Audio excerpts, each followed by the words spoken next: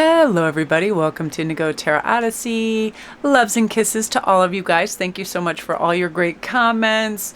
You guys, you are a moose-bouche. I start laughing and I can't even, I'll be in the parking lot picking up my son, I'll be reading stuff and I'll start laughing. I just feel like this is a great time where people are getting in touch with their sense of humor, their original selves, their spiritual selves, their balanced, silly, fun, fairy selves, and I love this time. So this is just going to be important messages coming from Spirit. I hope you guys like my backdrop. Please comment down below. I used this in yesterday's. I got so excited about, I wanted popping colors and things to look ethereal and beautiful and also abundant and rich like the harvest, because I feel like you guys are harvesting in a lot of new things and I want to see what's coming for you. So I'm going to pull some cards in a moment as soon as you make your choice. Number 1 is partnership. Number 2 is imagination. Number 3 is growth. These could be areas you're trying to move in or things that are affecting you right now as well. So I'm going to have a little sip of water and let you make your choice. All right, for number 1, you have act. So I'm going to show you what this says. This is charging forward. When we combine action with unwavering faith, the power of grace will meet our needs. So some of you guys, I feel like you're wondering about how to advance in some way, maybe a career path, going into business for yourself, starting a channel, starting a vlog, starting your own jewelry, candles, something that you're thinking about. Now is the time, go for it, because when we know that we have what it takes and we value our work and what we put forth and into it, and we have that compiled with action and faith in our abilities, good things come from that. That's really how I stepped into what I do. I said, listen, my plan B is going to be not to have it be other than my plan A, B, C, and D. Everything is always going to be my central focus, my readings, my study, my jewelry, and I'm not going to give up or be distracted. Part of this is because we love familiarity, right? So to grow and do things that are new and to formulate a new plan takes us out of our comfort zone and being habitual creatures and liking things the same way. Like I was saying in the last video, Marissa Peers was talking about children like the same books, the same stuffed animals, the same types of food they know because it's comfortable to them. It seems safe. It's very reassuring, but we get very little growth in doing the same thing. If we always use the same phrases, words, wore the same clothes, ate the same foods, life would be so Groundhog Day over and over and over, right? So this is saying charge forward into this change. It's going to really be revitalizing time for you. You're going to have a lot of great understanding of where you're going and what's happening. So we have illumination as well. I love these cards. I put this deck away and forgot I even owned it. And then I was like, let me go into my box of magic tricks. And I'm like, silly rabbit, cards are for kids. And I found these. I was so excited because I do tuck away stuff, so I realize that, you know, I kind of like to circulate stuff, so it seems new again. And also, I never use entire decks. I only use parts, so when it comes back up, we have new and exciting endeavors to find out. So believe in the power of grace. When you least expect it, a new door will open and the light of grace will illuminate your next step. So I feel some of you guys are having a pause in action of what to do, whether to say yes to something, whether to evolve and follow a certain kind of path, whether it comes to study professionally or love.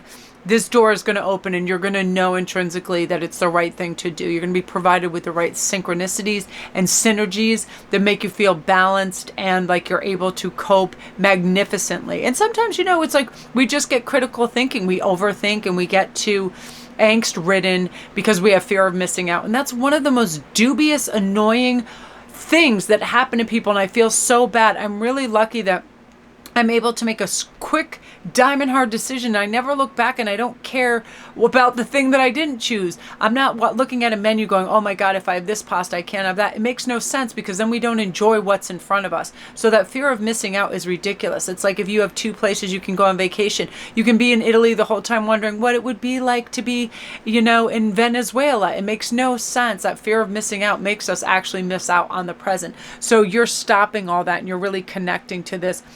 I am where I am and I'm going to enjoy it wholeheartedly and I'm going to feel the energy and let it direct me. And it will. So Chance is saying, take a leap. Divine protection is always going to be by our side. Absolutely, 100%. When I decided to leave my job, it had benefits. It wasn't great paying or anything, but it was comfortable and I knew I knew though that the end was approaching, and I had learned everything there was to learn. And I knew that I was tiring myself out doing that. And then I had no time or energy for the things I really loved: tarot, jewelry, talking to people, all of that. I took that leap. I now make 10 times financially what I did then. I make my own schedules. I'm able to spend quality, awesome time with my family and drive them and be really present now because I'm not exhausted from work. So take that leap. Know that when we have faith and when we really have focused intention and we pay attention and we do things with loving care, they're going to work out in our favor. So whatever you're thinking, take that leap. I feel like you're asking yourself a big question right now. The universe is giving you a big yes. And if it pertains to partnership or trusting in love again, and a definitive yes is on the marker for you, group 1. So beautiful energy. If you're new to my channel, welcome. Don't forget to press like and subscribe, and all my links are down below. Now we're on to imagination. So again, I feel like if you chose this card right away, life's difficulties are a call to consciousness, a grace-inspired event that challenges us to reach beyond limited thinking, right? I always feel like events, people, places, and things happen, and we can use that as a learning process, right? What not to do. I love listening to Marissa Peers talking about how her father was cold and withdrawn, and he drank, and for the longest time that's what she was attracted to because that's what she knew. Being habitual creatures, we go to the things we know, and even if we know it, we feel the heaviness or the harm in it, it is familiar and it's very hard to deviate from that pattern that is ingrained in us. But when we reach for a higher consciousness, we recognize that and we say, hey, no more limited thinking. I'm going to use my imagination to bring things that are better. I want to be expansive. I don't want to be doing the same old. I want things that are wonderful and bright and new. So you have connect and devotion also as messages. Find your center. When we stay connected to our spiritual core, it is the best and most advantageous paths that will unfold before us. Absolutely true. I'll give you an example. At any other different time when I wasn't connected to or balanced my spiritual side, any setback would aggravate me to the point where I'd have frustration, where I would get angry, tearful, whatever, and I would start sabotaging other things because I was disappointed in that one aspect. Instead of just getting it over quickly and going, you know what, devise a new plan, let's do this. Find your center, get balanced, pick the thing you're looking forward to, voila, all the newness and opportunity comes into play, and that's now in our scope, not the letdown that happened. We're focusing on the good. And this is also about gratitude. When we have gratitude for what we already have, more comes our way because we're looking for it. You know, it's the whole Rumi premise that what we're seeking is also seeking us. When I look for nasty looking faces while people are driving, I see those right away. When I look for kindness, love, and I'm looking out in nature and the crazy geese that live in our park, I see nature, beauty, and things that apply to a softer spiritual side, because that's what I'm looking for. So this is saying stay connected to the divine as well. Pray, express your gratitude, ask for help out loud, make the practice of devotion a daily habit.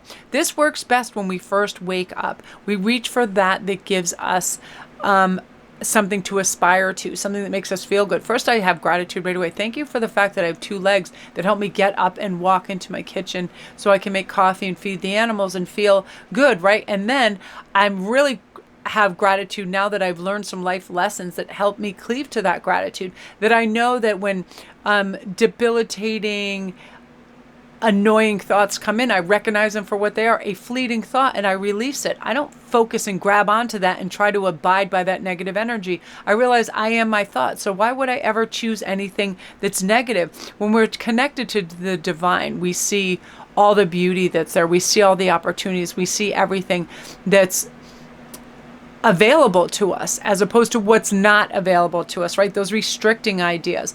This is us being expansive, connected, ready to grow and lean into all the success that's waiting for us. So those are your messages. Beautiful. And sometimes it does take a little leap into the imagination and saying, listen, what's the best day I could possibly imagine, and how can I make that come about, right? Oftentimes it's as simple as that. So beautiful energy, group 2. If you're new to my channel, welcome. Don't forget to press like and subscribe, and all my links are down below. If you want a private read, you want to go to my Etsy store, check everything out, everything is down there. So the next is growth, and I feel like group 3, this is really important. If we're not growing, we're not learning, we're not expanding, we're not getting new viewpoints, we're not getting new opportunities, because we're in some kind of, it's a lazy, hazy, daisy comfort zone where we do the same things, say the same things, eat the same things, these weird habitual patterns that bring us nowhere except for the same places. And then out of just, again, habitual patterning, we're always doing the same mistakes as well. So we feel the same pain. Why in the world would we do this?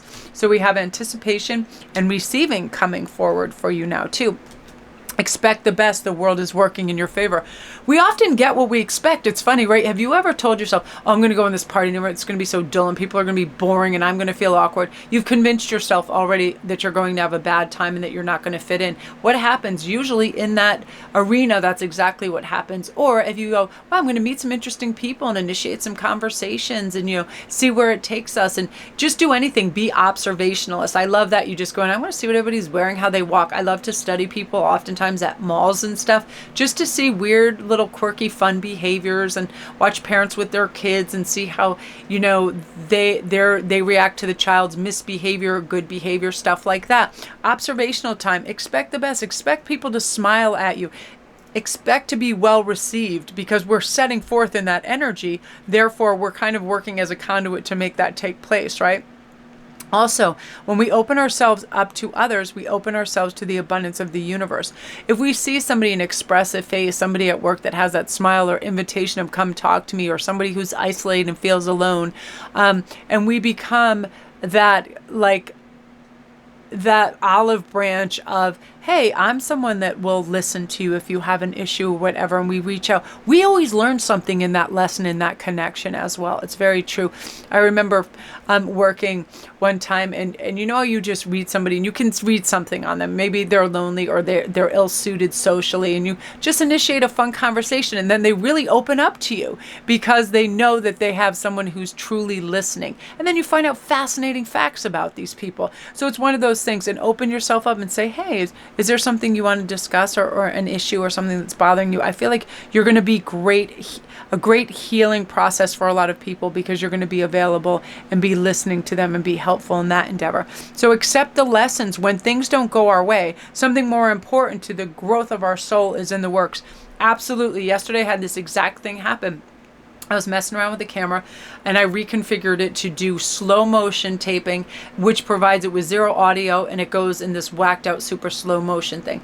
And it was almost like it was like 90 minutes and above of data, and it was, at first I was starting to get upset and I almost started to tear up and I was getting a little angry, and then I thought, I took a deep breath and I said, listen, accept this as a lesson to pay attention next time what you're doing with all your equipment, but also now you have twice the information for these readings, because when you do them over, you have the original channeling and information plus new information, so it'll help you twofold. So relax. This is also a message to slow down and not push so hard and work so hard. So when things start to go and fall akimbo and things aren't meshing, that oftentimes is a message from Spirit to pause.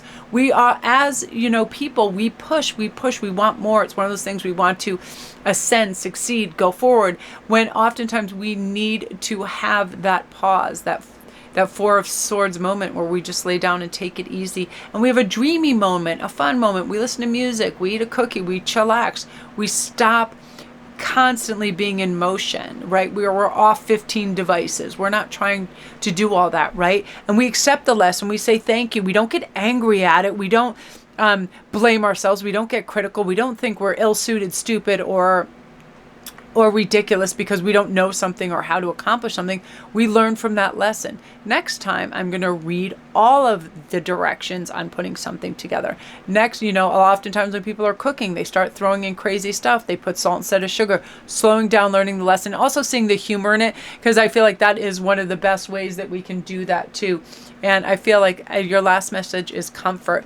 Lean back into the arms of grace. Let go and let God. Yeah, leaning back and saying, you know what? We're put on this earth to observe and learn and have fun and have joyful moments and be intoxicated by the beauty of so many things, right? Love, nature, whatever it is, our children, our spouse, and fall into the grace of that, and, have gratitude, have respite in that, have peace of mind in that.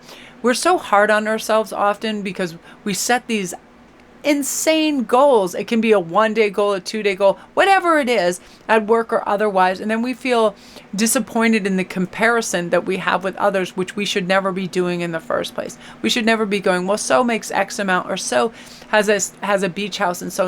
It doesn't matter. We're all in different areas of our life and we value things differently. Some of the wealthiest people that have huge estates and stuff have the most hardships. They have the most anxiety because they now want to protect their assets. And also, when money is the end game and goal and property and materialism, that doesn't work out so hot either. So this is saying really define what it is important and feel and permeate your life with that. So you feel good and you feel the abundance, the love, new animals, a garden. I feel like a lot of you are getting excited to plan your spring garden. Revel in that and take your time, and do it just for you. Lean back into it and, absolve yourself of all this to-do listing that constantly takes place, and do things that give you joy, and be outside and be in the sun, and be silly and be light, because now is the time for that. And Spirit wants you, and open yourself up to other people so you can feel the abundance and the connectivity as well. So beautiful energy, group 3. I love that energy for you. If you're new to my channel, welcome. Don't forget to press like and subscribe, and all my links are down below. If you need a private read, I cover every kind of topic from love, past life, anything. And come see me at Instagram too, at Sparkwist11. I do daily posts and memes and whole fun contests. Great dialogue over there. I love the DM process because a lot of people are learning to read and do other things and finding out about crystals, and it's a fun way to pick a topic and have a chat. It's a really cool medium. I like it a lot. So love and light to you guys, and I am signing off.